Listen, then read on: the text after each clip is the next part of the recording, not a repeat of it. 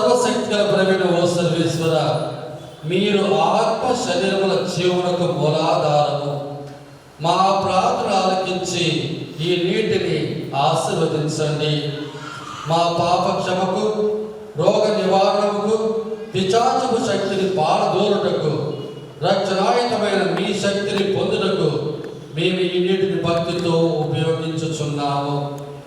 మా రక్షణార్థమై మీ దానగ్రహం వలన జీవజలమును మా యందు నిత్యము ప్రవహింప చేయము. ఈ విధమున మేము నిర్మల హృదయంతో మిమ్ము చేరి ఆత్మ శరీరముల అపాయం నుండి తప్పించుకుందుముగాక. వీటిని అడిగి దయచేయమని మా ప్రభువైన క్రీస్తు ద్వారా మనవి చేయుచున్నాము. ఆమేన్. సర్వశక్తి ఓ సర్వేశ్వర, నీటిని సార్వపోగొట్టుటకు ఉప్పును నీటిలో కలపమని ఎలీషా ప్రవక్త ద్వారా ఆజ్ఞాపించితిరి. కావున ఓ ప్రభువా, ఈ ఉప్పును దయతో ఆశీర్వదించండి. ప్రభు, ఉప్పుతో కలిసిన నీటిని చల్లిన స్థలములందల్లా పిశాచి తంత్రోపాయములు తొలగి పవిత్రాత్మ వసించుచు మమ్ము కాపాడుగాక. వీటినన్నిటినీ మా ప్రభువైన క్రీస్తు ద్వారా మనవి చేయుచున్నాము. ఆమేన్.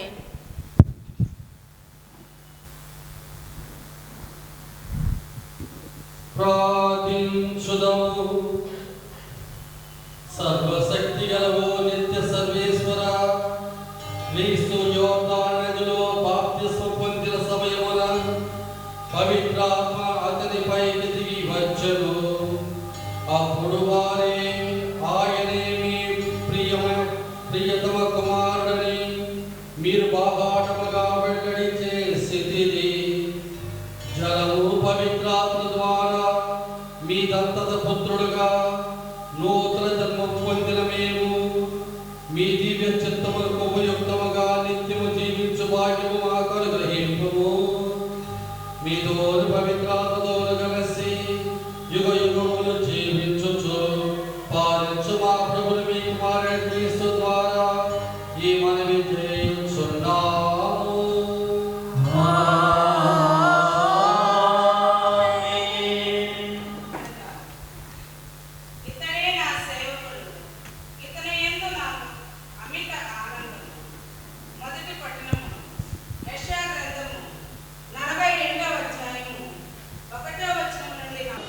నిరాశ చెందక, నిరుత్సాహములకు గురిగాక, నేల మీద న్యాయములను నెలకొల్పు.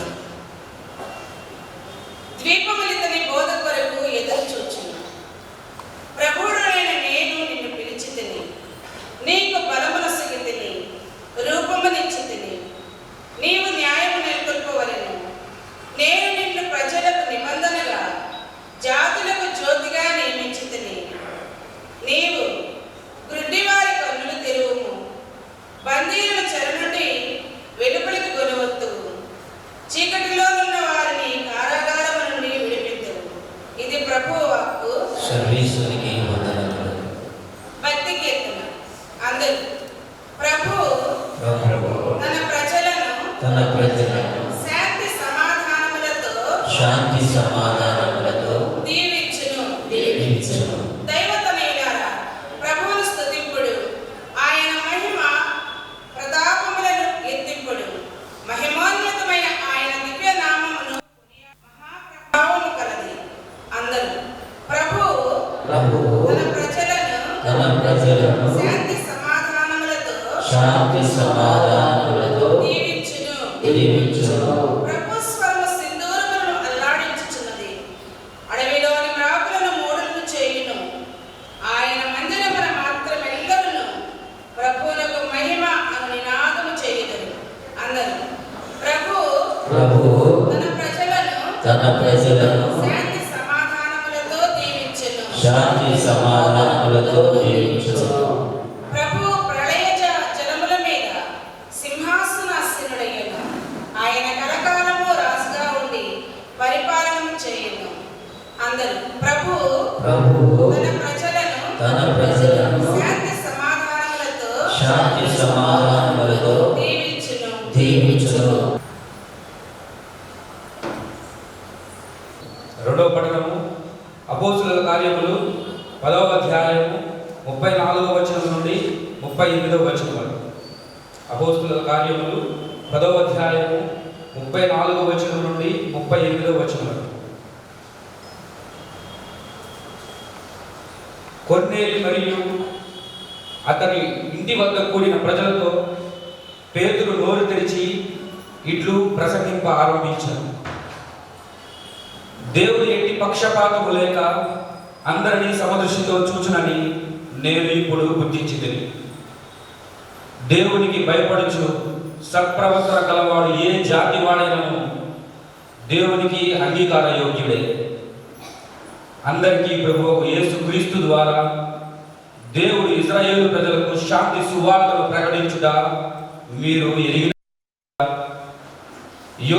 బోధించిన బాప్తిజానంతరము గలిలయలో ప్రారంభమై యూదయ అంతటా వ్యాపించిన మహత్తర సంఘటన మీ అందరికీ తెలిసినదే. పవిత్రాత్మతోను శక్తితోను దేవుడు నజరేయుడగు యేసును ఎట్లు అభిషేకించిననియు మీకు తెలియదు. ఆయన అంతటను పర్యటించుచు మేలు చేయుచు పిశాచ శక్తికి లోబడిన వారందరూ స్వస్థపరిచను. ఏదైనా దేవుడు ఆయనతో ఉండెను. ఇది ప్రభువుని వాక్కు.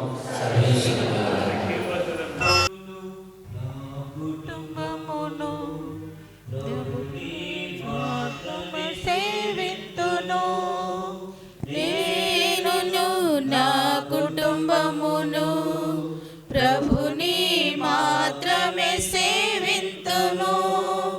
మాకు ఏమి జరిగినను, ఎవరు ఏమి పలికినను, ఏమి జరిగినను, ఎవరు ఏమి పలికినను, ప్రభువే మాకు ఆధారం, ప్రభువే మాకు ఆనందం, ప్రభువే మాకు ఆధారం, ప్రభువే మాకు ఆనందం.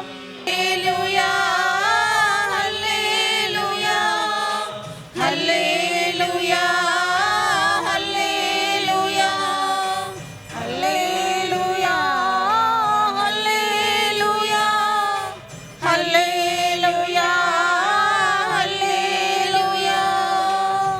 నేనును నా కుటుంబమును ప్రభుని మాత్రమే సేవింతును.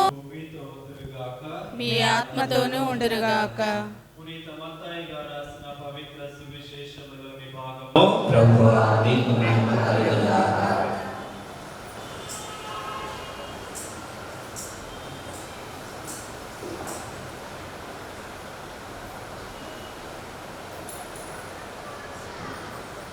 మత్తయి శుభవార్త 3వ అధ్యాయము 13వ వచనం నుంచి 17వ వచనం వరకు.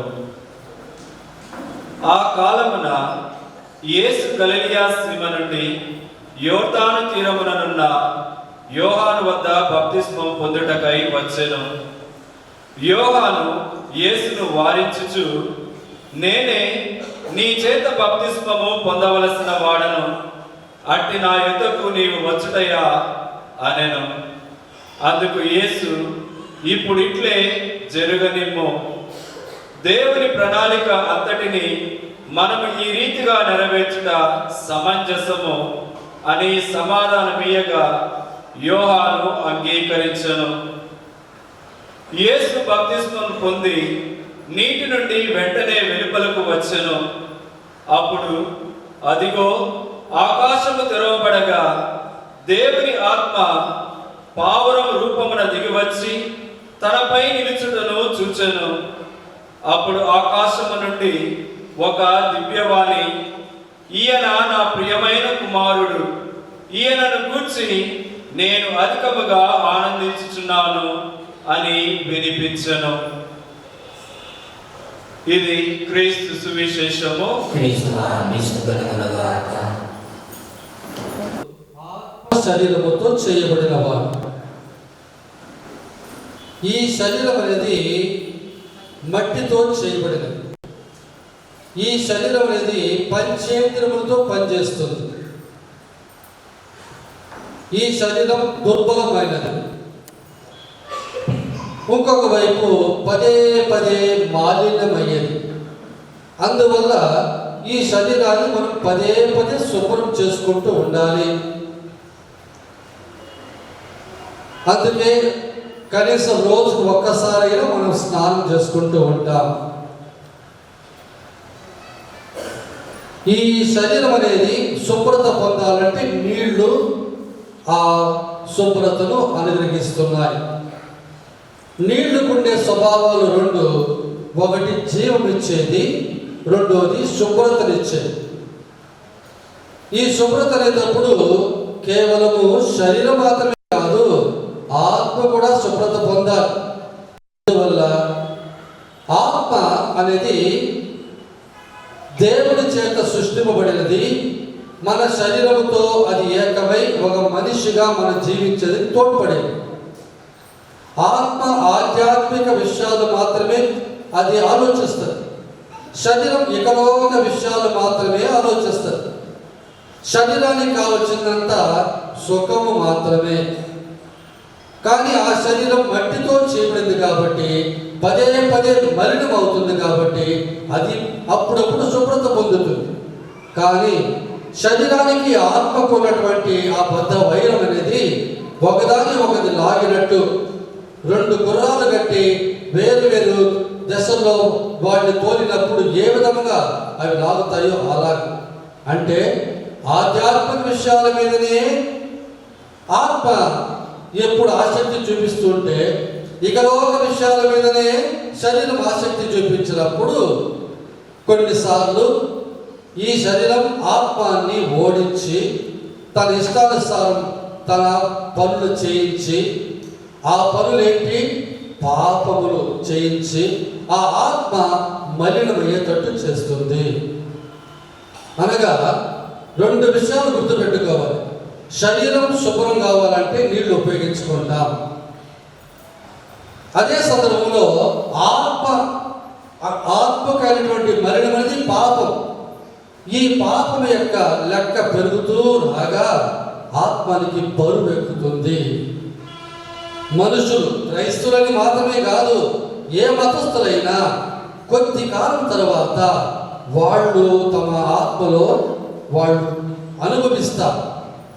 నేను ఎక్కువగా పాప బురదలో పడి ఉన్నాను, ఈ పాపపు భారము నన్ను అణిసివేస్తుంది, ఈ పాపము నన్ను సంకెళ్ళతో బంధిస్తుంది, దీంట్లోంచి విముక్తి పొందేటట్టు అని ఆలోచిస్తారు. అప్పుడు శరీరం శుభ్రమయ్యేదానికి నీళ్లు ఉపయోగించుకున్నప్పుడు ఆత్మ శుభ్రమయ్యేదానికి ఏం చేయాలి? వాళ్ళు అనుకుంటారు, కొంతమంది కొన్ని మతాల్లో గంగాకు వెళ్ళి స్నానం చేస్తే నా పాపాలన్నీ కడిగిపోయబడతాయి, లేదా నేను మెక్కాకు వెళితే నా పాపములన్నీ కూడా పోతాయి. ఈ మనోభావం ఉండడానికి కారణం ఏంటి? మానవులందరిలో పాపం యొక్క భారం ఆ యొక్క ఆత్మని అణిచివేస్తుంది. అందువల్ల అందులో నుంచి విముక్తి పొందాలన్న ఒక ఆశ ప్రతి మానవులో ఉన్నది. అందుకే ఏదో ఒక రీతిలో ఈ పాపపు భారం నుండి, పాపపు పైకళ్ళ నుండి, పాపపు సంకళ్ళ నుండి నేను విముక్తి పొందాలా అని కోరుకుంటూ ఉంది. అందుకే ఇతర మతాల్లో కూడా ఈ మనోభావం మనం చూస్తున్నాం. కొంతమంది కొరడాలతో తాము కొట్టుకోవటం ద్వారా, అంటే ఈ శరీరం కదా ఆ పాపం చేయడానికి నన్ను పురికొల్పినది కాబట్టి దీనిని అదుపులో పెట్టుకోవాలి, ఈ శరీరం కదా నన్ను పాపంలో పడేసింది కాబట్టి ఉపవాసం ఉండాలి, ఈ శరీరం కదా నన్ను దేవుడిని దూరం చేసింది కాబట్టి నేను కాలినడకలో నేను తీర్థయాత్ర చేయాలి అన్నటువంటి భావాలన్నీ కూడా మనలో మానవులందరిలో కలుగుతాయి. అయ్యప్ప స్వాములు వాళ్ళు తమ ఆచారం ప్రకారం వాళ్ళలో ఉన్నటువంటి పాప భారాన్ని కడిగివేయడానికి కొరకు ఆ 40 రోజులు వాళ్ళు తాము పలు విధాలుగా తయారు చేసుకుంటారు. చెప్పులు లేకుండా నడవటం, నేల మీద పడుకోవటం, సన్నీళ్ళలో స్నానం చేయటం, దాంపత్య జీవితం లేకుండా ఉండటం, వీలైనంత వరకు శైలిలో వాళ్ళు తాము త్యాగంగా అప్పగించుకోవటం, నాన్ వెజ్ లేకుండా భోంచేయటం, దాన ధర్మాలు, ఇవన్నీ కూడా ఆ మనోభావాలు రావడానికి కారణం ఏంటి? మానవులో ఉన్నటువంటి పాపపు భారము లేక ఆ బురద, ఆ మాలిన్యము. దీన్ని ఏ విధంగా నేను కడుక్కోవాలి? ఇదిగో ఈ క్రియల ద్వారా, ఈ సత్క్రియల ద్వారా, ఈ పశ్చాత్తాపం ద్వారా, ఈ ప్రాయశ్చిత్తం ద్వారా అన్నది. ఆ రోజు నామాను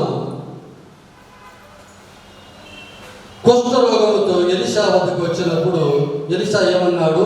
నువ్వు వెళ్ళి యోర్దాను నదిలో 7 సార్లు స్నానం చేయన్నాడు. అప్పుడు ఆయన ఏమన్నాడు? దీనికంటే పెద్ద నదులు, యూఫ్రటీస్, టైగ్రీస్ అనేటువంటి పెద్ద నదులు మా దేశంలో లేవా? నేను స్నానం చేయాలంటే అక్కడ చేయనా? కూడా ఉన్నవాళ్ళు ఏమన్నారు? అయినా పెద్ద పని నిన్ను చేయమని చెప్పలేదు కదా, స్నానమే కదా చేయమన్నాడు, ఈ నదిలో ఎందుకు చేయవద్దు? ఇక వెళ్ళి స్నానం చేశాడు. 7వసారి ఆయన స్నానం చేసేటప్పటికంతా పసిబిడ్డ శరీరం ఎలా ఉంటుందో అలా పరిపూర్తి స్వస్థత పొందాడు. అనగా ఆ నీటిలో తాను మునిగి బయటకు వచ్చేటప్పటికి ఆ శుభ్రత శారీరకంగా పొందాడు. మానసికంగా, శారీరకంగా, ఆధ్యాత్మికంగా మనకు శుభ్రత ఇచ్చేది జ్ఞాన స్నానం. ఇప్పుడు ఈరోజు మనం ధ్యానించేటువంటి యేసు ప్రభు యొక్క జ్ఞానస్నాన పండుగ గురించి మనం ధ్యానించేటప్పుడు ఈ జ్ఞానస్నానాన్ని అటు బాప్తిస్త యోహాను లేక యేసు ప్రభు కనిపెట్టింది కాదు. అంత ముందుగానే యూదులు తమ ప్రార్థనా మందిరం పక్కనే ఒక నీటి గుంటలా ఒకటి తయారు చేసుకునేవాడు. ప్రతి పురుషుడు వారానికి ఒకసారి అందులో స్నానం చేసుకుంటారు, స్త్రీలు నెలకొకసారి. ఎవరైనా కొత్తగా యోగ మతంలో చేరాలంటే వాళ్ళు స్నానం చేసుకుంటారు. ఈ విధముగా వాళ్ళు ఈ స్నానాన్ని అప్పటి నుంచి ఆచరించారు. యేసు ప్రభు వచ్చిపోయిన తర్వాత 70వ సంవత్సరం వరకు కూడా ఈ యొక్క స్నానం అనేది వాళ్ళలో ఉండింది. అంటే మానవులలో శుభ్రత పొందాలా అన్నది కేవలం శారీరకంగా మాత్రమే కాదు, ఆధ్యాత్మికంగా కూడా అన్న విషయం మనం గుర్తుపెట్టుకోవాలి. ఇక్కడ ఏమవుతుంది? పాపం అనేది మన ఆత్మలో ఉండేటప్పుడు దాని యొక్క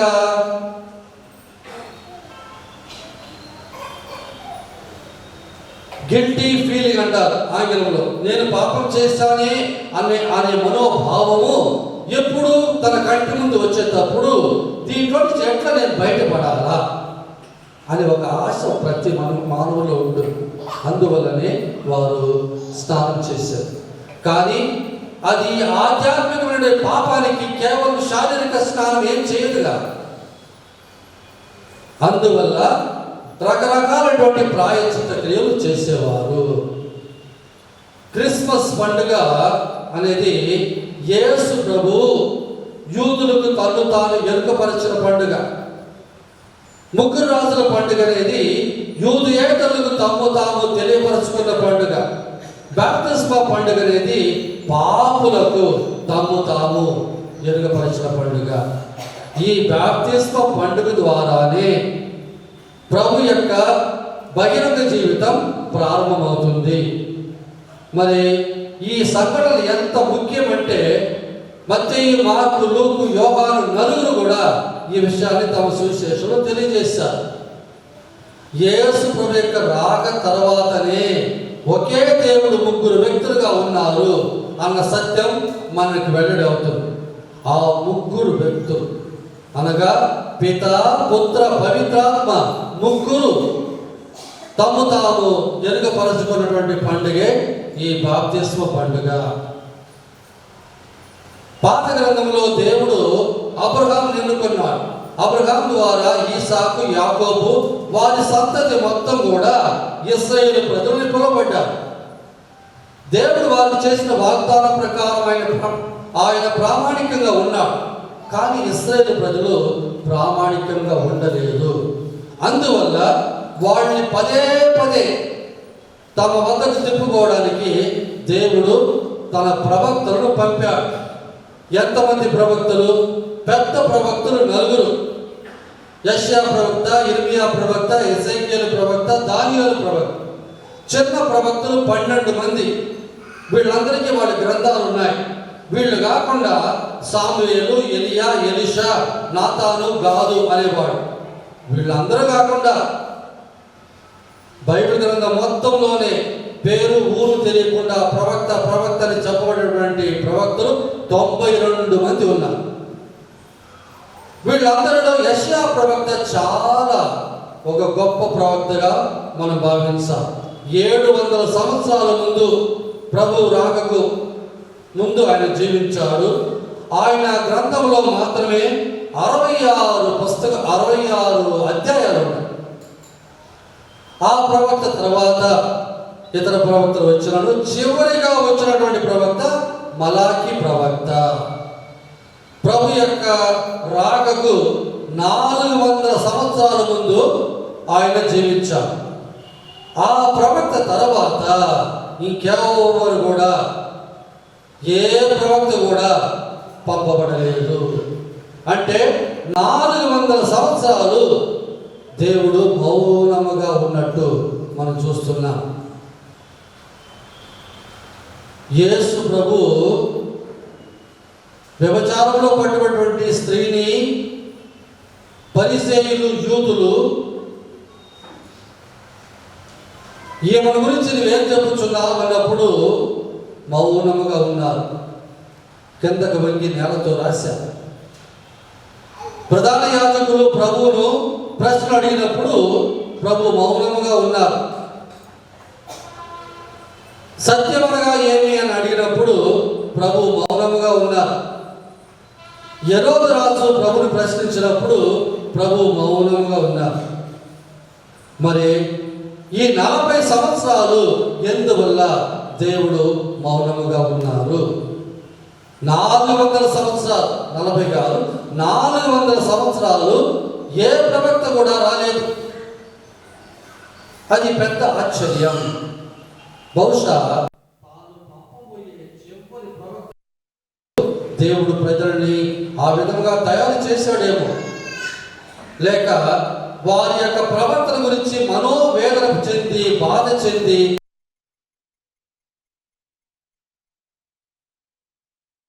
అని మౌనమయ్యాడేమో. తల్లిదండ్రులు తమ బిడ్డలు చేసే పనులు చెప్పి చూసి వారు ఎటువంటి మార్పు చెందినప్పుడు మనోవేదన చెందుతూ నోటి మాట రాకుండా మౌనంగా ఉంటారు. అలా ఉన్నాడేమో. కానీ చివరికి బాప్తిస్త యోహాను పంపాడు. జకరియా, ఎలిసబెతుకు వృద్ధాప్యంలో ఉండగా పుట్టినటువంటి బిడ్డ ఈ బాప్తిస్త యోహాను 30 సంవత్సరాలు ఆయన మరుగు జీవితం జీవించాడు. ఎక్కడున్నాడు, ఏ విధంగా ఉన్నాడు ఎవరికి తెలియదు. ప్రభు కంటే 6 నెలలు పెద్దోడు. చివరికి ఆయన తాను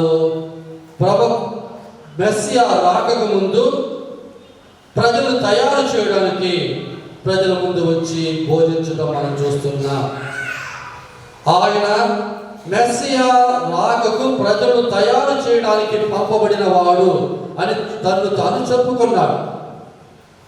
మరి ఈ బాప్తిస్మ యోహాను యొక్క బాప్తిస్మ యొక్క ఉద్దేశం ఏంటి అంటే, ఒక రకంలో చెప్పాలంటే ప్రజలు తమ పాపాలు వెల్లడి చేసుకొని చివరికి ఆ జ్ఞానస్థానం పొంది బయటకు వచ్చారు.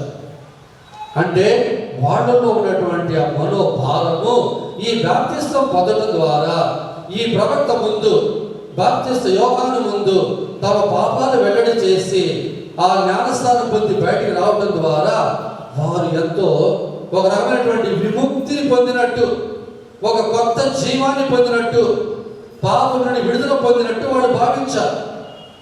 కానీ నిజానికి ఆ బాప్తిస్మం పాప క్షమాపణ బాప్తిస్మం కాదు. యేసు ప్రభు స్థాపించిన బాప్తిస్మం ఒకటే, పాప క్షమాపణ ఇచ్చే బాప్తిస్మే తప్ప ఇతర జ్ఞానస్థానం అంటే ఈ బాప్తిస్మ యోహాను జ్ఞానస్థానం పాపాని కోసం కాదు. కానీ ప్రజల్లో ఉన్నటువంటి ఆ పాప భారం తొలగేదానికి అది ఒక సహాయంగా ఉంది. మరి యేసు ప్రభు ఎందుకోసం జ్ఞానస్థానం తీసుకోవాలి అంటే, యేసు ప్రభు తండ్రి చిత్తానికి విధేయించుటకు తన్ను తాను వినయాత్ముడుగా చేసుకున్నట్టుకు ఆయన జ్ఞానస్థానం పొందారు. రెండోది, ఎవరైతే పాపాత్ములుగా ఉన్నారో వారికి సుమాత్రను చూపించడం కొరకు ఆయన జ్ఞానస్థానం పొందాడు. మూడోది, ఆ బాప్తిస్మ జలాన్నే ఆయన పరిశుభ్రపరచుటకు, శుభ్రపరచుటకు, పావనపరచుటకు ఆయన జ్ఞానస్థానం పొందాడు. ఈరోజు మత్తయి సువార్త 3 పదాలు చదువుతున్నా, ఆయన జ్ఞానస్థానం పొంది బయటికి రాగానే, ఇదిగో నా ప్రియమైన కుమారుడు, ఈయన యందు నేను ఆనందించుచున్నాను అని ప్రభు పలికిన తండ్రి చెప్పిన మాట విన్నా. మత్తయి తన స్వార్థను యూద ప్రజల కొరకు అంటే క్రైస్తవులైన యూదుల కొరకు రాశారు. ఆ యూద ప్రజలు వారు ధర్మశాస్త్రంలో చదివిన విషయాలు, ప్రవక్తల ద్వారా విన్న విషయాలు అన్నీ కూడా ప్రభువునందు పరిపూర్తి అయ్యాయి అని వాడు తెలుసుకోవాలి అని మత్తయి తన స్వార్థను ఆయన రాశారు. అందువల్ల ఇశ్రాయేలు ప్రజలకు యేసు ప్రభువుకు ఒక పొత్తికను పోల్చి చెప్పాడు అన్నమాట. ఈయన నా ప్రియమైన కుమారుడు అన్న మాటకు వస్తే, నిర్గమకాండములో 4వ అధ్యాయం 22వ వచనములో, అప్పుడు నీవు ఫేరోతో ఇట్లు చెప్పుచున్నాడు,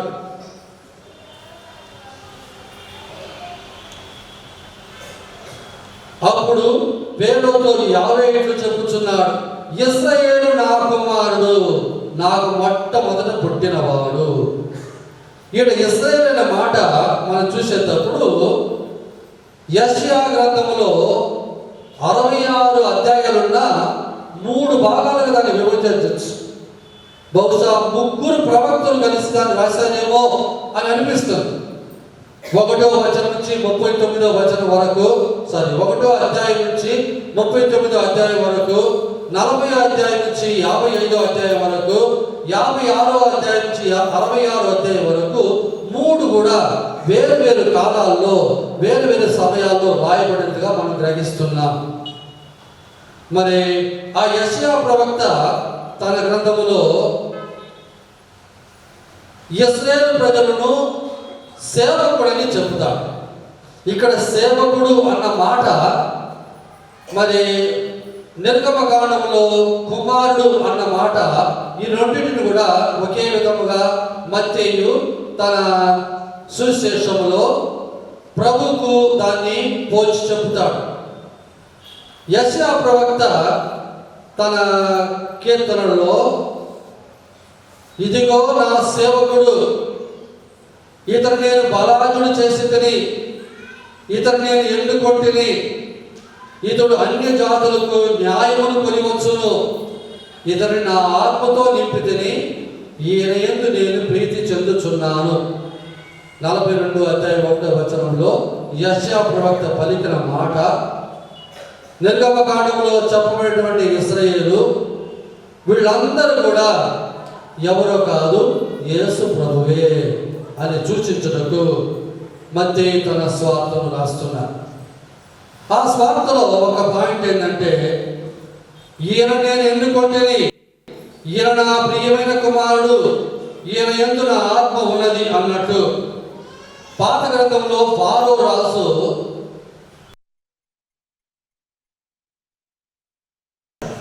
నూతన గ్రంథములో హేరోదు రాజు బెత్లెహేములో పుట్టినటువంటి బిడ్డలను చంపాడు. మరి ఆ రోజు ఏ విధముగా మోయిసును దేవుడు కాపాడాడో, అలాగే నూతన గ్రంథములో యేసు బాలుని కూడా దేవుడు ఆ రోజు కాపాడాడు. ఆ రోజు ఏ విధముగా యోర్దాను నది తీరమున యేసు ప్రభు నిలబడ్డాడో, పాత గ్రంథంలో ఇశ్రాయేలు ప్రజలు ఎర్ర సముద్రం ముందు కూడా అలాగే నిలబడ్డారు. ఆ ఎర్ర సముద్రమును దాటుకొని వాళ్ళు పాలస్తీనా దేశానికి వచ్చిన తర్వాత యోర్దాను నది వాడు దాటేటప్పుడు ఆ నీళ్లు అట్టని నిలిచిపోయాయి. ఆ తర్వాత పొడి నేల మీద వాళ్ళు దాటి ఇక వాగ్దాన భూమి చేరుకున్నారు. అదే యోర్దాను నది తీరమున ప్రభు నిలబడ్డారు. ఆ నీటిని భావనపరచుట కొరకై ఆ నది దాటిన తర్వాత, ఎర్ర సముద్రం దాటిన తర్వాత ఇశ్రాయేలు ప్రజలు ఏ విధముగా ఎడారికి వెళ్ళారో అలాగే బాప్తిస్మం అయిన తర్వాత యేసు ప్రభు ఎడారికి వెళ్ళారు. 40 రోజులు ఆయన ఉపవాసం ఉన్నారు. ఇశ్రాయేలు ప్రజలు 40 సంవత్సరాలు ఎడారిలో వాళ్ళు జీవించారు. ఇవన్నీ కూడా అటు మత్తయి పాత గ్రంథంలో చెప్పబడినటువంటి ఆ ఇశ్రాయేలు ప్రజలు, నూతన గ్రంథంలో చెప్పబడినటువంటి యేసు ప్రభు, ఈ రెండు కూడా ఒకే విధమైన సందేశాన్ని మనకు తెలియజేస్తున్నాయి. అంటే నూతన గ్రంథంలో రాబోయే విషయాలన్నీ కూడా పాత గ్రంథంలో చెప్పబడినట్లు, పాత గ్రంథంలో జరిగినటువంటి విషయాలన్నీ కూడా నూతన గ్రంథంలో నెరవేరినట్టు. యేసు ప్రభు జ్ఞానస్థానం పొందినప్పుడు ఇదిగో నా ప్రియమైన కుమారుడు అన్నాడు ప్రభు. యెషయా ప్రవక్తలో ఇదిగో నా ప్రియమైన సేవకుడు, బాధామయ సేవకుడు యేసు ప్రభువే. జ్ఞానస్నానాలు 3 ఉన్నాయి. ఒకటి బాప్తిస్త యోహాను ప్రారంభించిన జ్ఞానస్నానం. రెండోది యేసు ప్రభు తన మరణ పునరుత్థానం అయిన తర్వాత తన అపోస్తలుకి ఆజ్ఞాపించి ఇవ్వమని చెప్పినటువంటి జ్ఞానస్నానం. మూడవది వేద సాక్షి మరణం, రక్తపు జ్ఞానస్నానం. మరి యేసు ప్రభుకి జ్ఞానస్నానం ఇచ్చినటువంటి ఆ బాప్తిస్త యోహాను ఏ విధంగా జ్ఞానస్నానం పొందాడు? ఆయన చిరఛేదం చేయబడి ఆయన జ్ఞానస్నానం పొందింది రక్తముతో. అది రక్తపు జ్ఞానస్నానం. నూతన గ్రంథములో ప్రభు కొరకు మొట్టమొదటిగా ఆయన మరణించడానికి ముందుగానే ఆయన మరణించి రక్తముతో ఆయన జ్ఞానస్నానం పొందాడు. ప్రతి ఒక్క వేద సాక్షి కూడా ఏ ఒక్కరైతే తాము నమ్మినటువంటి ఆ విశ్వాసం కొరకు తమ రక్తం కారుస్తారో వాళ్ళు రక్తపు జ్ఞానస్నానం పొందినట్టు. ఆ రక్తపు జ్ఞానస్నానం ద్వారా చక్కగా అక్కడే వారు మోక్షం చేరుకుంటారు. తండ్రి దేవుడు 3 సార్లు నూతన గ్రంథములో మాట్లాడినట్టుగా మనం చూస్తున్నాం. మొట్టమొదటిగా ఎప్పుడు? జ్ఞానస్నానం అప్పుడు. రెండోది ఎప్పుడు? తండ్రి దేవుడు స్వయంగా మాట్లాడిన రెండో సందర్భం ఎప్పుడు? అందరూ ఎక్కడో ఉన్నట్టున్నారు.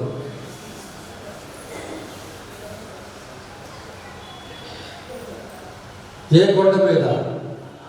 తాబోరు కొండ మీద తండ్రి దేవుడు తన కుమారుడు గురించి ఏమన్నాడు? ఈయన ప్రియమైన కుమారుడు. అదే తప్పు. జ్ఞానస్నానప్పుడు ఈయన యందు నేను ఆనందించుచున్నారంటారు. తాబోరు కొండ మీద ఈయనను ఆలకించండి అని అంటారు. మూడోసారి ఎక్కడ? యోహాను సువార్త 12:28లో గ్రీకులు అయినటువంటి యూదులు వచ్చి ప్రభుతో మేము మాట్లాడాలన్నప్పుడు ప్రభు ఇదిగో తండ్రి మీ నామమును మీరు మహిమపరచు అన్నప్పుడు తండ్రి ఏమంటారు? నేను మహిమపరచుతుని, మరలా నేను మహిమపరచదును అంటారు. 3 పర్యాయములు తండ్రి దేవుడు తాను తన నోరు విప్పి అందరూ వినేటట్టు లేక వినకుండా ఉండేటట్టు మాట్లాడిన 3 సందర్భాలు ఇవి. యేసు ప్రభు యొక్క జీవితము తాను పుట్టిన రోజు నుంచి 12 సంవత్సరాల వరకు దాదాపు మనకు తెలుసు.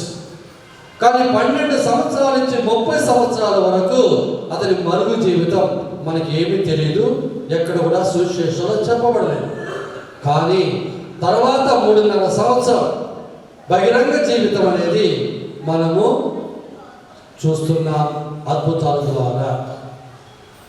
మరి యేసు ప్రభు యొక్క బాప్తిస్మం అనేది దేన్ని సూచిస్తున్నది అంటే, మొట్టమొదటిది అది ప్రభువునకు ఒక నిర్ణయ క్షణము, ఒక తాను తన బహిరంగ జీవితం ప్రారంభించుకునే నిర్ణయం చేసుకున్నటువంటి ఒక టైం అది. రెండోది ప్రజలతో ఆయన ఏకీభవించి వాళ్ళతో కలిసి ఆ జ్ఞానస్థానం తీసుకోవడం ద్వారా వాళ్ళలో ఒకటిగా, పాపులతో పాపులుగా తను తాను సమర్పించుకున్న సమయం అది. మూడోది తండ్రి వద్ద నుండి ఆమోదయోగ్యం పొందిన సమయం అది. నాలుగోది ఆయన తన్ను తాను పవిత్రాత్మతో నింపుకున్న సమయం అది. ఆ పవిత్రాత్మతో నింపబడినటువంటి వాడుగా ప్రభు ఎడారికి వెళ్ళి 40 రోజులు ఉపవాసం ఉండి ఆ తర్వాత ఆయన తిరిగి వచ్చి మొట్టమొదటి అద్భుతం చేస్తారు కానాపల్లిలో. మరి ఈ బాప్తిస్మం ద్వారా ప్రభువుకు బాప్తిస్మం అవసరం అంటే అది అవసరం లేదు. కానీ ఈ కారణాలు బట్టి ఆయన జ్ఞానస్నానం పొందారు. పవిత్రాత్మతో పరిపూర్ణుడై ఆయన తన బహిరంగ జీవితం ప్రారంభించారు. లూకా సువార్త 4:18-19 చదివితే ఆ పవిత్రాత్మ ఏ విధంగా ప్రభువును నడిపించబోతుందంటే, ఇదిగో పేదలకు సువార్తను బోధించడం ద్వారా. శుభవార్త అంటే ఏంటి? సంతోషం ఇచ్చే వార్త. ఎప్పుడు ఒక వ్యక్తికి ఆ వార్త సంతోషం ఇస్తుంది? ఒక వ్యక్తి ఏ బాధలో ఉన్నాడో ఆ బాధ నుండి విముక్తి పొందే వార్త అతనికి శుభవార్త. ఒక ఉదాహరణ తీసుకుందాం. ఒక వ్యక్తి ఒక జబ్బుతో బాధపడుతున్నాడు. కరోనా వచ్చినప్పుడు నెల్లూరులో ఆనందయ్య కనిపెట్టినటువంటి ఆ మందు గొప్పగా పనిచేస్తుంది అన్నప్పుడు అది ఆ టైంలో అందరికీ అది శుభవార్త. రష్యాలో క్యాన్సర్కి జబ్బు కనిపెట్టి ఉన్నారు అన్నప్పుడు క్యాన్సర్ ఉన్నటువంటి వాళ్ళకి అది శుభవార్త. ఒక వ్యక్తి అప్పుల్లో మగ్గిపోతున్నప్పుడు ఒక వ్యక్తి వచ్చి నేను నీకు సహాయం చేస్తానంటే అప్పుడు అది వాడికి శుభవార్త. పేదలకు శుభవార్త అన్నప్పుడు పేదలనే మాట కేవలం ఆర్థిక విషయాల్లో మాత్రమే పేదలు కాదు.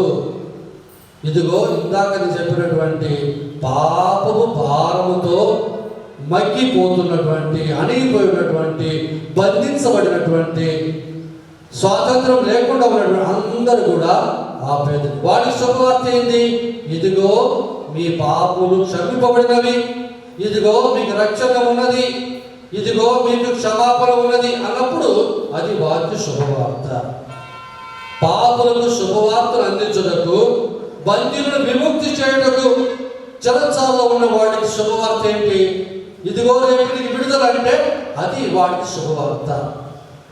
అది భౌతికమైనటువంటి ఒక చెరచాల కావచ్చు, ఆధ్యాత్మిక చెరచాల అన్నప్పుడు పాపములో మగ్గి అణిగిపోయినటువంటి వ్యక్తి ఈ బంధం నుంచి ఎప్పుడు నేను బయటపడతానా అన్న మనసు కలిగిన వ్యక్తికి ఇదిగో ప్రభు నీకు విముక్తి కలగజేస్తాడంటే అది శుభవార్త.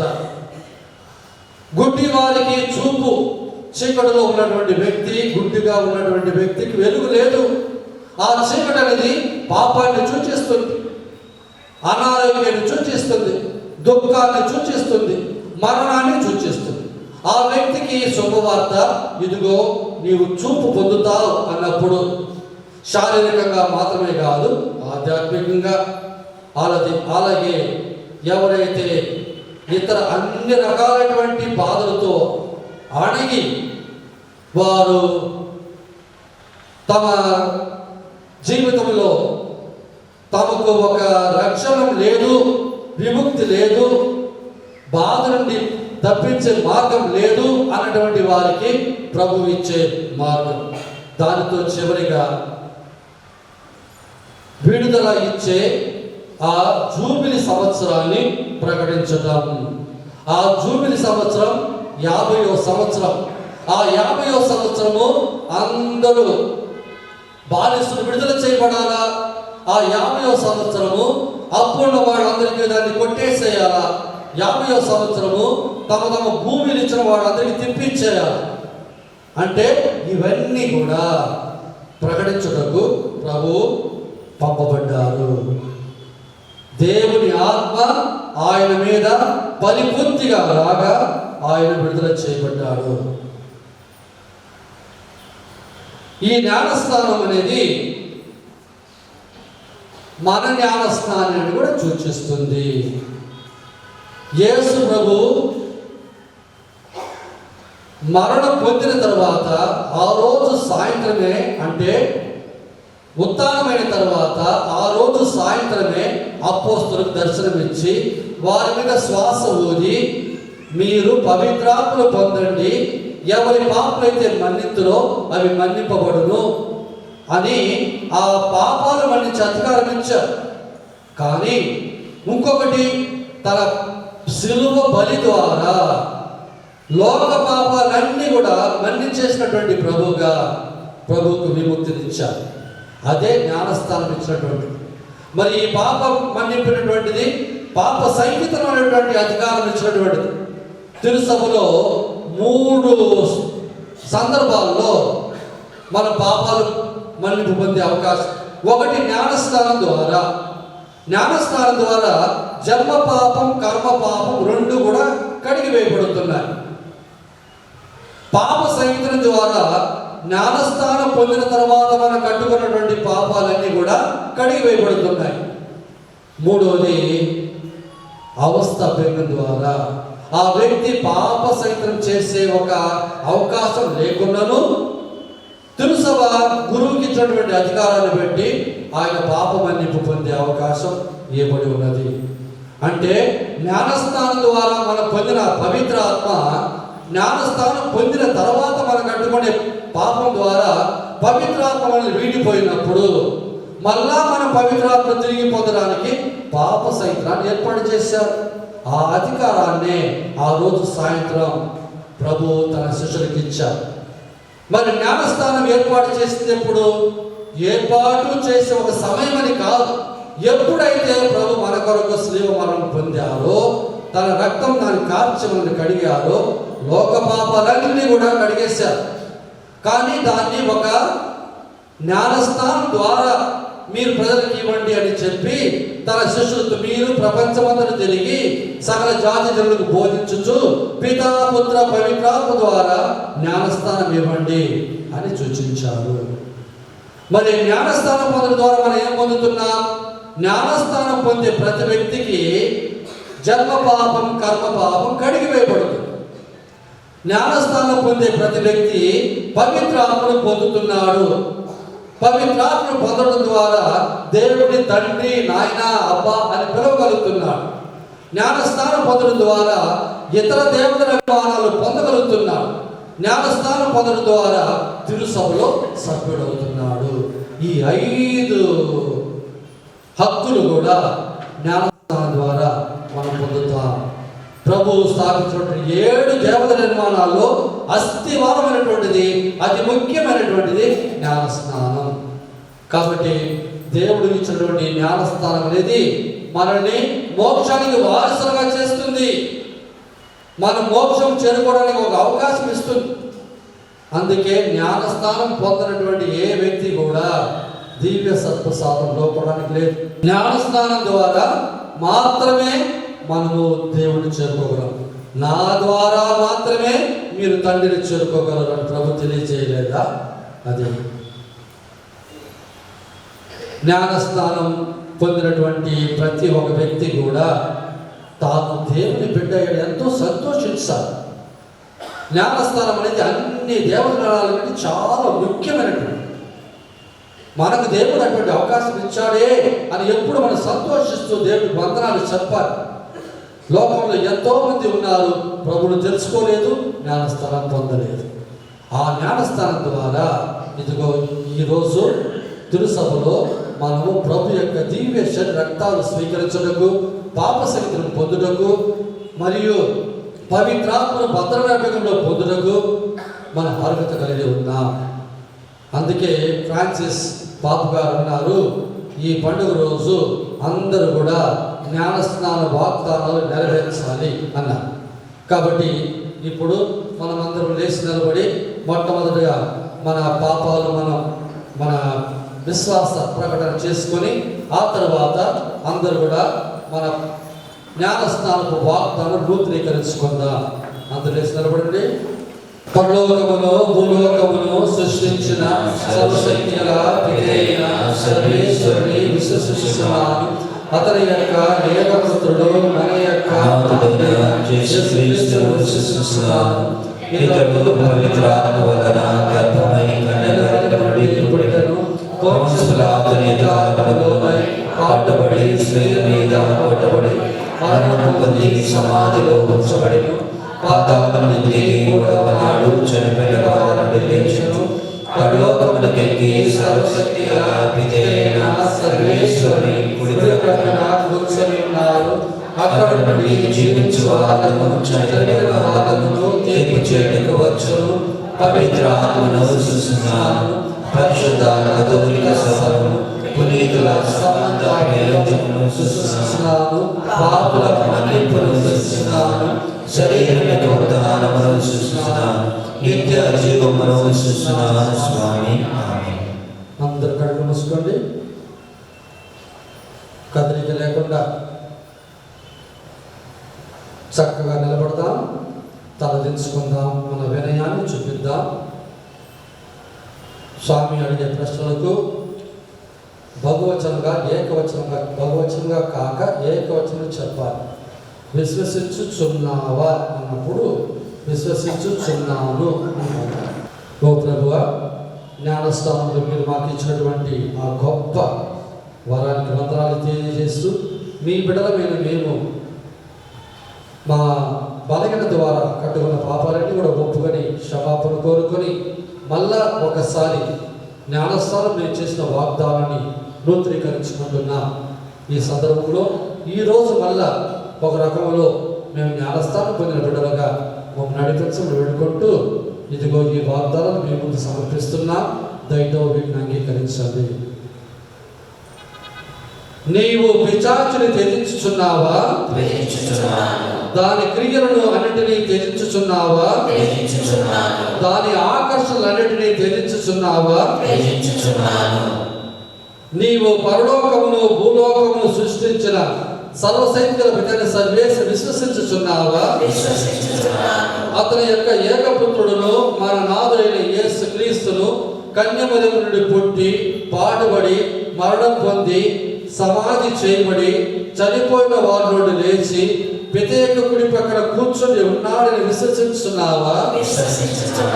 పవిత్రాత్మను, పరిశుద్ధ కథోలిక సభను, పునీతుల బాంధవ్యమును, పాపల మన్నింపును, శరీరం యొక్క ఉత్తానమును నిత్యం విశ్వసిస్తున్నావా? దివ్య సర్పసారంలో యేసు ప్రభు ఉన్నారని నిజముగా విశ్వసించుచున్నావా? ప్రార్థించుదాము. సర్వశక్తుల సర్వేశ్వర తండ్రి, ఇదిగో ఈరోజు మా యొక్క జ్ఞానస్థానపు వాగ్దానాలు నూతనీకరించుకొని మీ సమక్షంలో మమ్ము మేము సమర్పించుకొనిచున్నాం. మా యొక్క పాపగాన్ని ఆస్వాదించండి. పీఠాధిపతులు దీవించండి.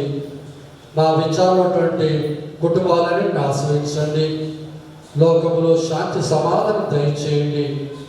మేము మీకు ప్రీతి పాత్రల ప్రజలుగా జీవించ మాకు సహాయం చేయండి. పాప పంకణంలో పడిపోకుండా మా ఆత్మను ఎల్లప్పుడూ కూడా శుభ్రముగా ఉంచండి. పదే పదే మేము దివ్య సర్పసారం లోకున్నప్పుడు మీ రాక ద్వారా మమ్ము ఎల్లప్పుడూ కూడా పరిశుద్ధపరచండి. ఈ మనవుడిని మా నాదుని మీకు యేసుక్రీస్తు వేడుకొనుచున్నాము. కానుక పాట.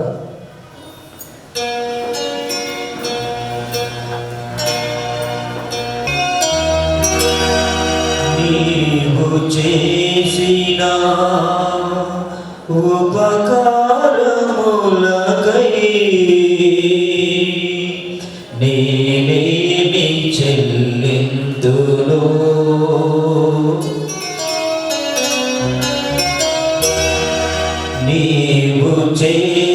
చేసిన ఉపకారములకై నేనేమి చెల్లింతును?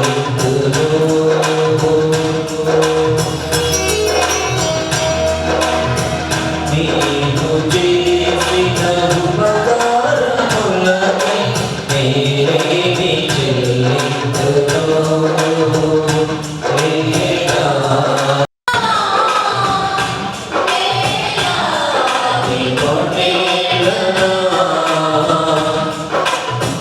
నీవు చేసిన ఉపకారములకై నేనేమి చెల్లింతును? నేనేమి చెల్లింతును?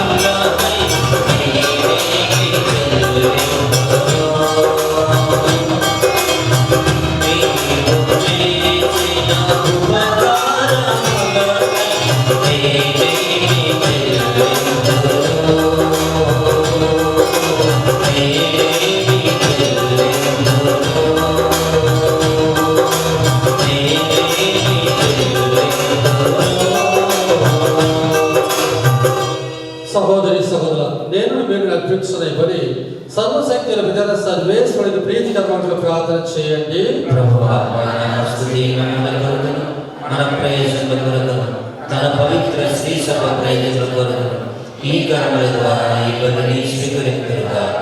ప్రార్థించుదము. ఓ ప్రభువా, నీ ప్రియతమ కుమారుని ప్రపంచములకు వెంబడించిన సందర్భమున మేమర్పించే అర్పణను దయతో స్వీకరించుము. ఈ విధముగా మీ విశ్వాసులు బలి అర్పణము లోక పాపములను పరిహరింపవేంచేసిన కనికర హృదయుడైన మా రక్షకుని బలిగా మారినట్లు జీవించుము. యుగ యుగములు జీవించుచు పాలించు మా ప్రభువైన క్రీస్తు ద్వారా ఈ మనవి చేయుచున్నాము. ప్రభు మీతో ఉందురుగాక. మీ మనస్సును ఉన్నతము త్రిప్పండి. మన దేవుడైన ప్రభుల కృతజ్ఞత తెలుపుదాము. ప్రభు అయిన దేవ, పావన పిత, సర్వశక్తి నిత్య సర్వేశ్వర, మేము ఎల్లప్పుడూ తెచ్చోడను మీ కృతజ్ఞత వందనము చెల్లించుట యుక్తము, న్యాయము, ధర్మము, రక్షణదాయకం ఎలైన అద్భుతమైన పవిత్ర చర్యల ద్వారా యోర్దాను నది యందు మీరు ఒక కొత్త స్నానము ఏర్పాటు చేసింది. ఆకాశం నుండి వినిపించిన స్వరము మానవుల మధ్య మీ కుమారుడు జీవించుచున్నాడను విశ్వాస సత్యమును బలపరచును. పావురం వలె దిగి వచ్చిన పవిత్రాత్మ ద్వారా మీ కుమారుడు సంతోషదాయకమైన తైలముతో అభిషక్తుడై దీనులకు రక్షణ శుభవార్తను అందించుటకు నియమించబడినని మేము తెలుసుకొనుచున్నాము. ఆ కాలమున స్వర్గ శక్తులతో ఏకమై భూలోకమందు మేము మహిమ గీతముతో మేము ఎడదాకా స్తుతించుడు ఎట్లనగా,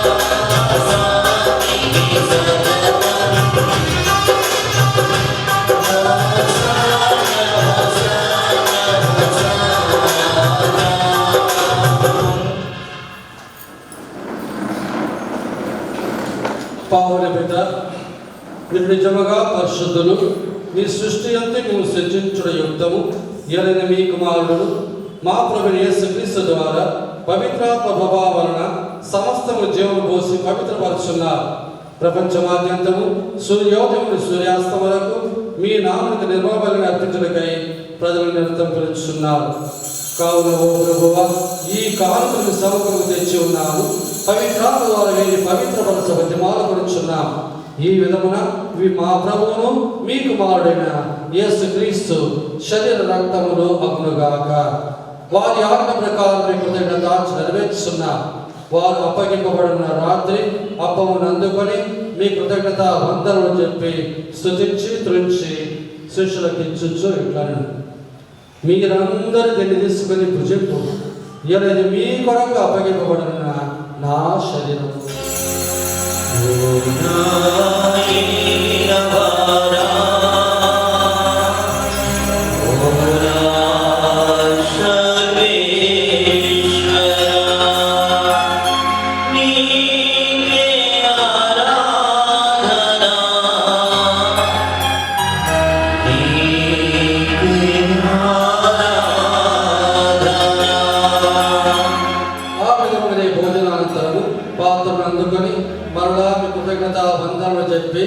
స్తుతించి శిష్యులకు ఇచ్చుచు ఇట్లా, మీరందరూ దీన్ని తీసుకొని దీని నుండి పానం చేయు. ఏలైనా ఇది నూతన నిత్య నిబంధన యొక్క నా రక్తపు పాత్రం. ఇది మీ కొరకును అనేకుల కొరకును పాప పరిహారార్థమై దారపోయబడు. దీన్ని నా జ్ఞాపకార్థం చేయుడు.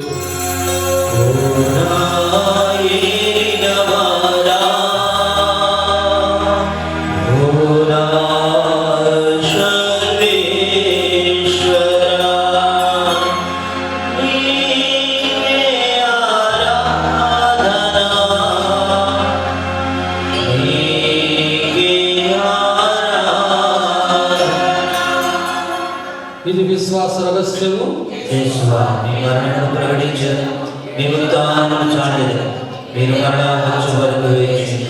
కనుక తండ్రి, మీ కుమారి రక్షణాత్మక శ్రమలను, అద్భుతమైన ఉత్థానములు, మోక్షారోహణను స్మరించుచు వారి వలన వేయించేది ఎదురు చూచి మేము ఈ పవిత్ర జీవన బలిని కృతజ్ఞత మీకు అర్పించున్నాం.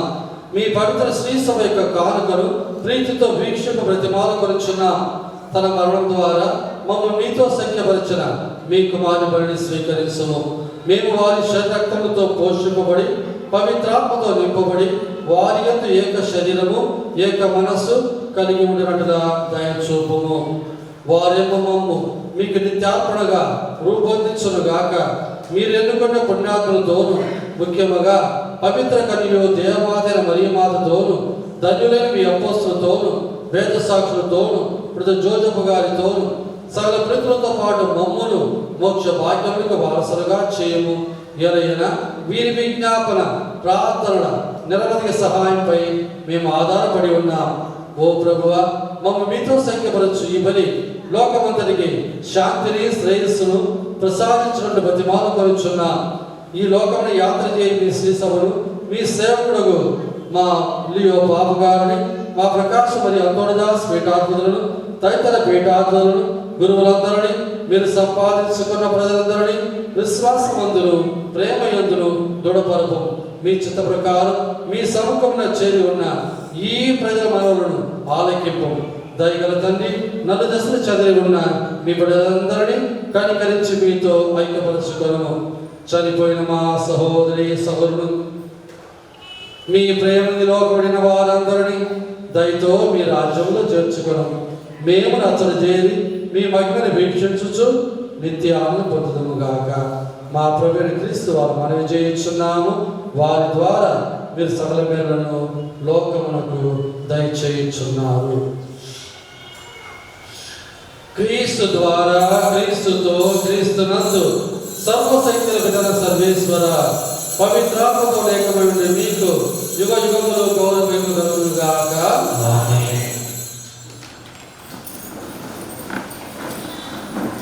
మన రక్షకుడిచ్చిన పరమోపదేశం అనుసరించి ప్రార్థింప సాగసిద్ధము. పరలోకమందున్న మా యొక్క తండ్రి, మీ నామం పూజింపబడునుగాక, మీ రాజ్యం వచ్చునుగాక, నీ చిత్తము పరలోకమందు నెరవేరినట్లు భూలోకమందు నెరవేరుగాక. నాటికి కావలసిన మా అన్నము మాకు నేటికి ఇవ్వండి. మా యొక్క ఆపబడిన వారిని మేము మన్నించినట్లు ఆ అప్పులను మీరు మన్నించండి. మాకు శోధన యందు ప్రవేశింపనివ్వక కీడులో నుండి మమ్మల్ని రక్షించండి. ప్రభువా, అన్ని కీడులను మమ్మల్ని రక్షించము. మా ఎరుదులు మాకు శాంతిని ప్రసాదింపము. మీ దారిద్ర వలన పాపముని విముక్తులు చేసి అన్ని కడతలు సర్వదా కాపాడము. మీ మోక్షానందమును మా రక్షకుడైన యేసుని నిరీక్షించుచుందుము. నిరంతరము మీదే రాజ్యము, మీదే అధికారము, మీదే మహిమ.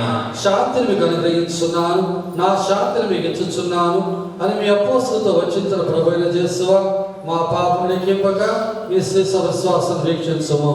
మీ చిత్త ప్రకారం మీ సర్వ శాంతి రేఖ అనుగ్రహింపము. యుగ యుగములు జీవించు పరిపాలించు ప్రభువా. ప్రభు శాంతి ఎల్లప్పుడూ మీతో ఉండునుగాక. ఒకరికొకరు సమాధానం తెలుపుకుందాము. సర్వేశ్వరుని గొర్రెపిల్ల, లోక పాపములను పరిహరించు ప్రభువా, మాకు దయ చూపండి. సర్వేశ్వరుని గొర్రెపిల్ల, లోక పాపములను పరిహరించు ప్రభువా, సర్వేశ్వరుని గొర్రెపిల్ల, లోక పాపములను పరిహరించు ప్రభువా, మాకు శాంతిని దయచేయండి.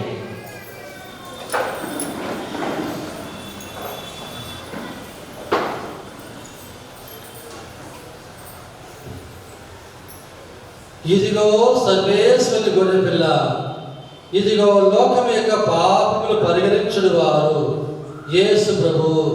బాప్తిస్త యోహాను వద్ద జ్ఞానస్నానం పొందిన వారు. ఈ ప్రభు విందులకు పిలువబడిన వారందరూ ధన్యులు. ప్రభువా, మీరు నా ఇంట ప్రవేశించుటకు నేను పాత్రుడను కాను, కానీ మీరు ఒక మాట పలికిన నా ఆత్మ స్వస్థత పొందును.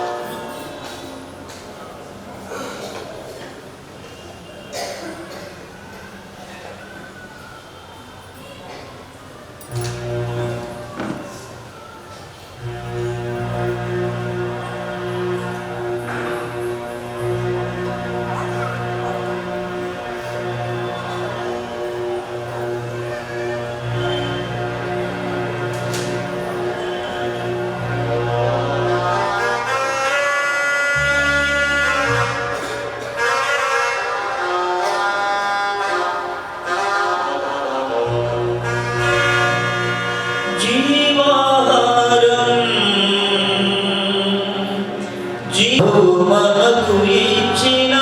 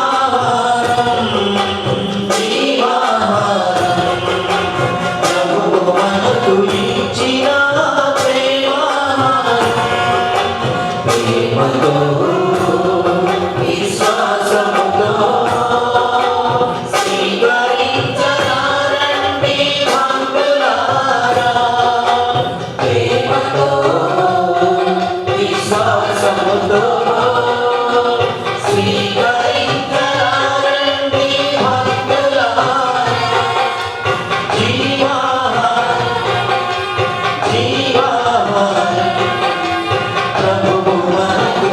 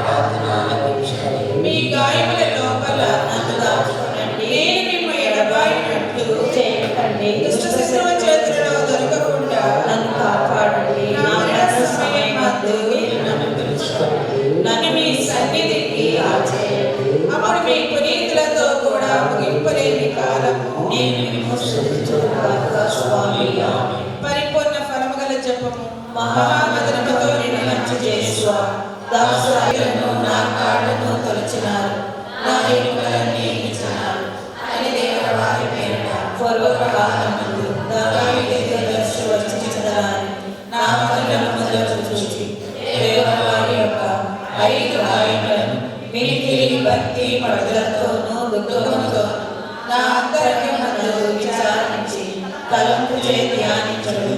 ఈ సమయమందు దృఢమైన విశ్వాసము, నమ్మిక, దైవ ప్రేమ సుకృతకలను నా పాపముల మీద నిజమైన మనస్తాపము వారిని దిద్దుకున్న మిక్కిలి దృఢమైన ప్రతిజ్ఞను నా హృదయమందు ముద్రింపనవరించవని నా మంచి చేసువ దేవుని వారిని నా ఆత్మ యొక్క మేలైన ఆశాకాంక్షతో ప్రతిమాలి ప్రార్థించున్నాను. స్వామి ఆమేన్. మన పరిశుద్ధ పాపగారి తలంపు నెరవేరునట్లు భూలోకమందు నెరవేరుగాక.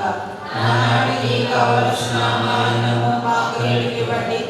మా యొక్క అప్పుడైన వారిని మేము మన్నించినట్టు మా అప్పులన్నీ మన్నించండి.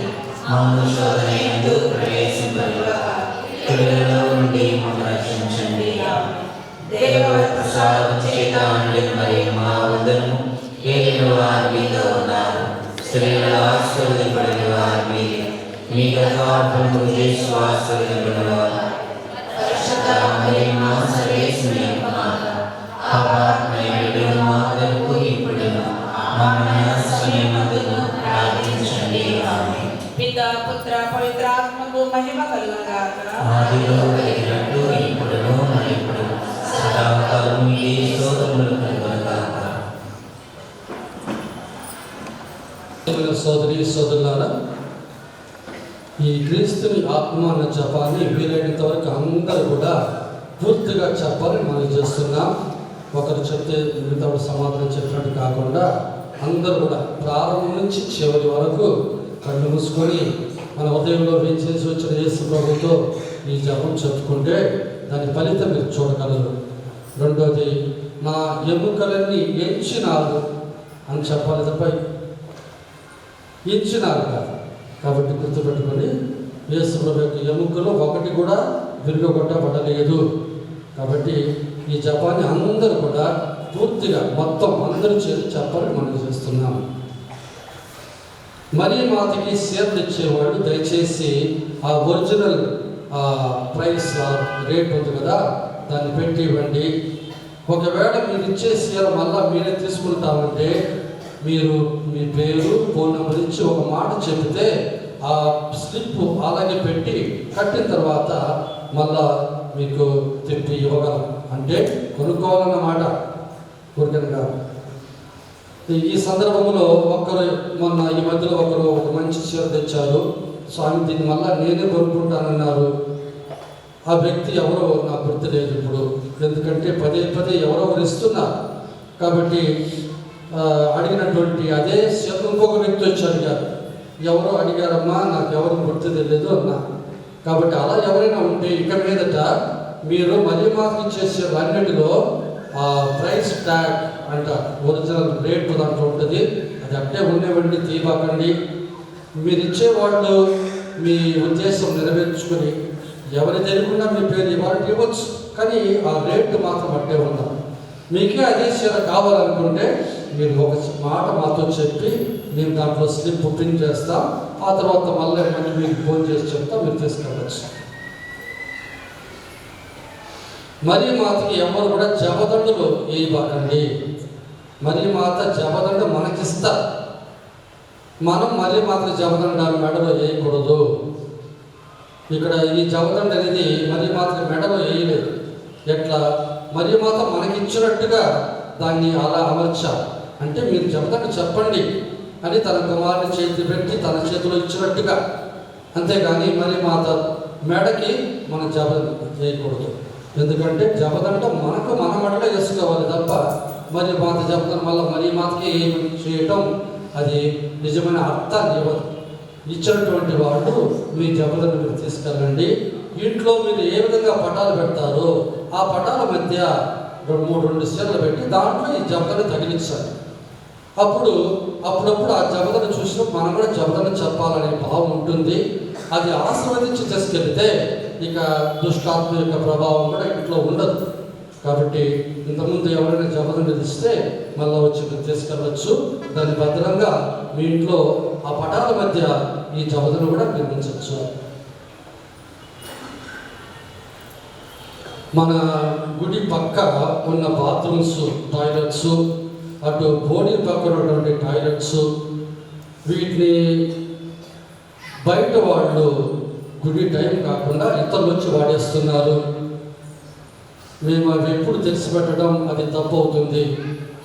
వచ్చే వాళ్ళు టాయిలెట్ కోసం వస్తున్నారు తప్ప గుడికి వచ్చేది కాదు. మరి అటువంటి సందర్భంలో ఏం చేయాలో అర్థం కాలేదు. కొంతమంది స్నానపు గదుల్లో కూడా వారు దాన్ని పాటు చేస్తున్నారు. కొంతమంది పిల్లలు తల్లులు తీసుకెళ్ళి అవతల కూర్చోబెట్టకుండా, టాయిలెట్లో కూర్చోబెట్టకుండా బాత్రూంలో కూర్చోబెట్టి అట్టే వెళ్ళిపోయారు. పండగకు ముందే ఎంతో డబ్బు పెట్టి ఖర్చు పెట్టి అన్నిటిని శుభ్రం చేశాం, యాసిడ్తో కడిగించాం. మళ్ళా 3 రోజులకంతా అలా అయిపోయింది. అందువల్ల దీనికి ఒకే మార్గం ఏంటంటే శుక్రవారం, ఆదివారం తప్ప మిగతా రోజుల్లో ఈ టాయిలెట్స్ని మేము తాళం అయిపోతున్నాం. ఎవరికైనా గుడికి వచ్చిన వాళ్ళు అత్యవసరం అన్నప్పుడు ఒక మాట చెప్తే తాళాలు ఇస్తాం, వాడుకోవచ్చు. ఎప్పుడు ఏమైనా తెలిసి ఉండటం వల్ల ముఖ్యంగా అటు స్వామి లేనప్పుడు, ఇక్కడ ఎవరు లేనప్పుడు బయట నుంచి జనం వచ్చి వాడేస్తున్నారు. ఇది ఒక రకంగా పెద్ద ఇబ్బంది అయిపోయింది. కాబట్టి గుడిలో మన వాళ్ళు పూజకు వచ్చినప్పుడు వాడుకోవడానికి ప్రాబ్లం లేదు. అలా వాడుకున్నప్పుడు తండ్రిగా నీళ్ళు పోయింది. కానీ మరి ఇతర సందర్భాల్లో బయట వచ్చి వాడటం అది బాగలేదు. అందువల్ల శుక్రవారం, ఆదివారం గుడి సందర్భాల్లో మాత్రమే ఈ టాయిలెట్ తెరిచి పెట్టబడుతుంది. మిగతా టైంలో వాటిని మేము తాళం వేసేస్తాం. ఆరాధన సందర్భంలో మరి గుళ్ళో పూజ జరిగేటప్పుడు దయచేసి బయట ఎవరు కూర్చోబాకండి. ఇది అంటే బయట ఫోన్ పెట్టుకొని కూర్చొని ఉంటే బహుశా చేసిన సమయం ఫోన్ చేసి ఫోన్లో మాట్లాడుతాను అనుకుంటారేమో, అది జన్మలో జరగదు. కాబట్టి దయచేసి మీరు గుళ్ళో వచ్చి కూర్చోండి. ప్రభు యొక్క గోడారంలో మనం ఉండాలి తప్ప ఆ గోడారం బయట ఉండకూడదు. గోడారం బయట చీకటి ఉంటుంది, సైతాలు తిరుగుతుంటాయి.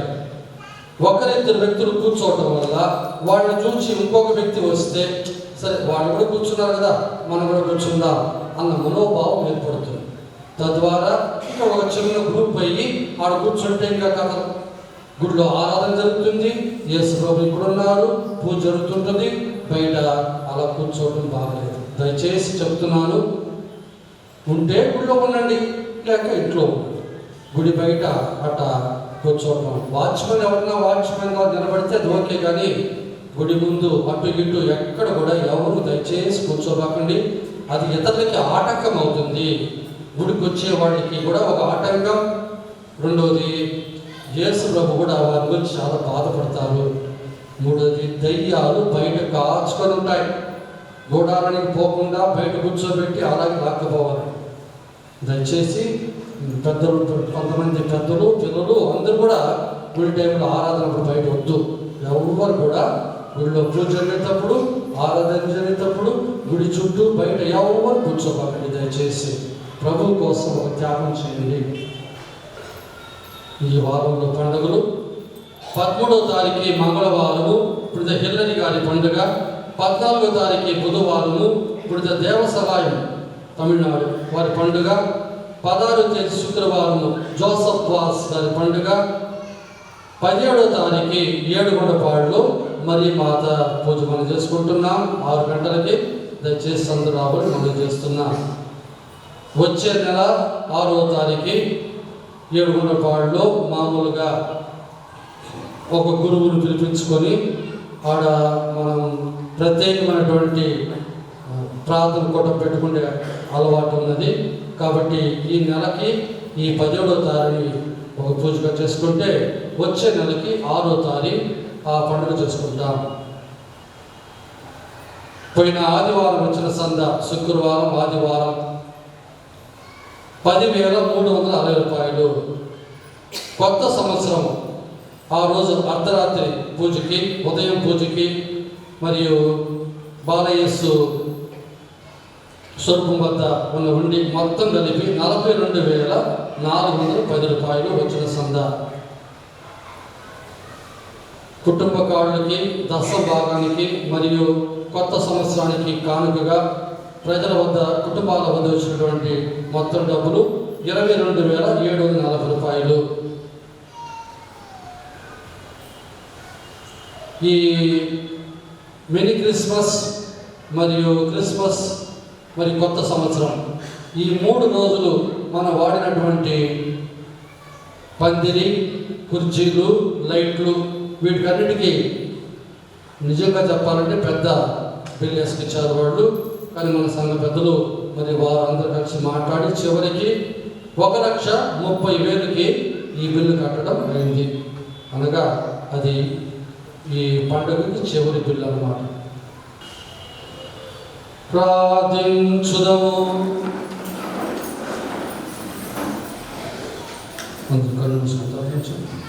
ఓ ప్రభువా, దివ్య బలిలో మీ వరములను పొంది సంతసించుచున్న మేము దీనతతో మీ కనికరము కొరకు ప్రార్థించుచున్నాము. మీ ఏకైక కుమారుని సందేశం శ్రద్ధతో విని మీ నిజమైన కుమారుడుగా రూపొందుటకు మీ కృపను మాకు ప్రసాదించుము. మా ప్రభు అయిన క్రీస్తు ద్వారా ఈ మనవి చేయుచున్నాము.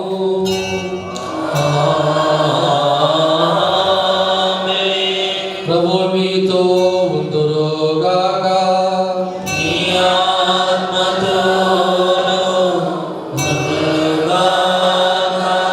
సర్వశక్తి గల సర్వేశ్వరుడు పితా పుత్ర పవిత్రాత్మ మిమ్మును ఆశీర్వదించి కాపాడుదురుగాక.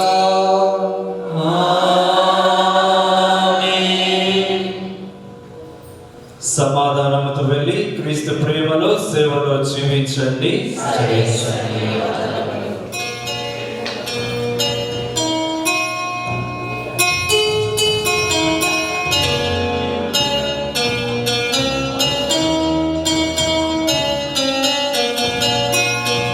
సద్గుణరాశి ఓ మరియ తల్లి, సన్నుతించెదం సదా నిన్ను పొగడెదం. సన్నుతించెదం సదా నిన్ను పొగడెదం. అమ్మా అమ్మా మరియా, అమ్మా అమ్మా